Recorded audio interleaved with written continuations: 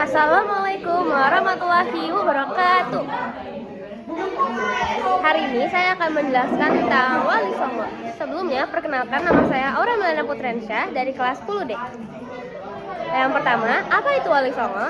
Wali Songo atau Wali Sanga adalah 9 tokoh ulama besar yang mempelopori dan menyebarkan agama Islam di Pulau Jawa pada abad ke-14 hingga ke-16.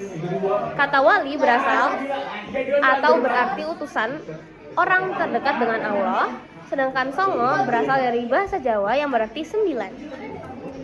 Nah, Wali Songo ini tuh memiliki peran yang sangat besar, nggak hanya sebagai penyebar Islam, tapi juga penggerak perubahan sosial, budaya, juga politik di Pulau Jawa. Secara garis besar, peran utama mereka meliputi 3 hal, yaitu yang pertama ada pelopor dakwah yang adaptif. Mereka berhasil mengislamkan mayoritas masyarakat Jawa secara damai tanpa peperangan. Caranya itu mereka kayak memadukan ajaran Islam ke budaya-budaya lokal, kayak wayang kulit, gamelan, upacara adat, sehingga ajaran baru ini mudah diterima tanpa membuat masyarakat merasa kehilangan jati diri budayanya. Nah, yang kedua ada penasihat politik dan pendiri kerajaan. Beberapa anggota Wali Songo bertindak sebagai arsitek politik, penasihat, bahkan pemimpin kesultanan Islam seperti Kesultanan Demak, Cirebon, dan juga Banten.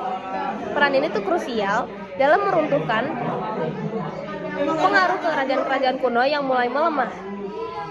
Nah, yang ketiga dan terakhir itu ada penggerak sosial dan pemberdaya ekonomi. Mereka nggak hanya tinggal di masjid, tapi mereka juga membaur dengan masyarakat kecil. Wali Songo itu mengajarkan teknik pertanian baru, sistem irigasi, metode perdagangan yang adil, hingga pengobatan gratis, yang pada akhirnya menaikkan taraf hidup masyarakat pada masa itu. Kita lanjut mengenal Wali Songo. Wali Songo itu ada 9.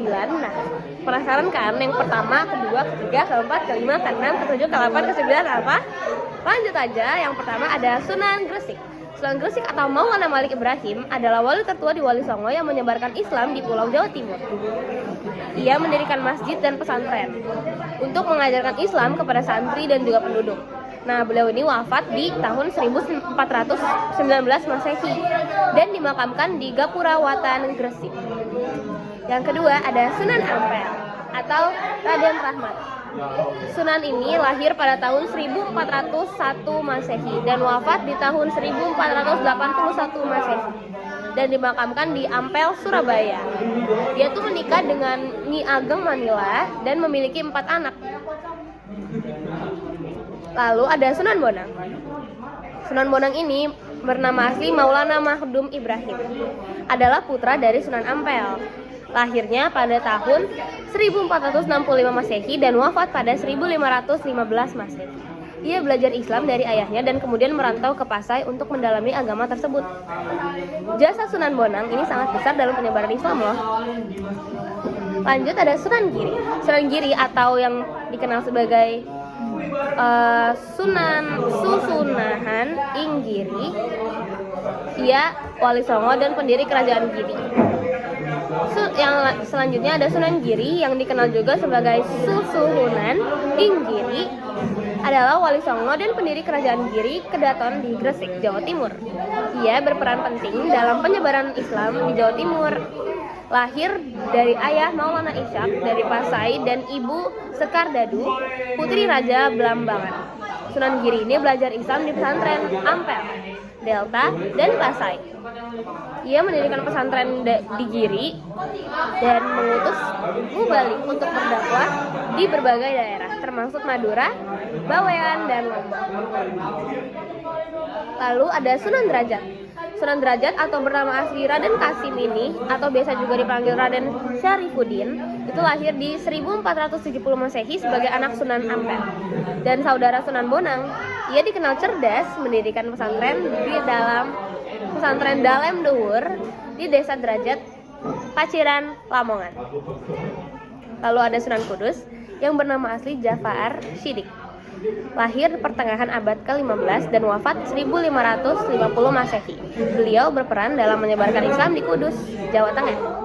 Sunan Kudus membangun Masjid Menara Kudus dan dikenal sebagai sastrawan dengan karya terkenal seperti Gending, Maku, Bang, dan Mijil. Lalu ada Sunan Gunung Jati. Sunan Gunung Jati lebih dikenal sebagai sebutan Syarif Hidayatullah. Beliau berjasa dalam menyebarkan Islam di Jawa Barat dan berhasil mendirikan 2 buah kerajaan Islam, yaitu Banten dan Cirebon. Nah, Syarif Hidayatullah ini wafat pada tahun 1570 Masehi dan dimakamkan di Gunung Jati. Lalu ada Sunan Kalijaga atau dikenal sebagai Raden Mas Syahid. Nah, Wali Songo ini terkenal karena jiwa besarnya toleransi dan sebagai pujangga, sebagai mubalik, beliau berdakwah sambil berkelana dan menggunakan kesenian rakyat seperti gamelan, wayang, lagu daerah, dan lain-lain. Nah, dia tuh wafat pada abad ke-16 dan dimakamkan di desa Kadilanggu, dekat Demak. Nah, lalu ada Sunan Muria. Atau ini terakhir ya, ini ada Sunan Maria, nama asli beliau adalah Raden Umar Said. Beliau ini putra dari Sunan Kalijaga, seorang mubalik yang berdakwah ke desa dan di daerah pegunungan menggunakan gamelan dan kesenian daerah. Beliau dimakamkan di Gunung Muria atau utara kota Kudus. Sekian dari saya, kurang lebihnya mohon maaf. Wassalamualaikum warahmatullahi wabarakatuh.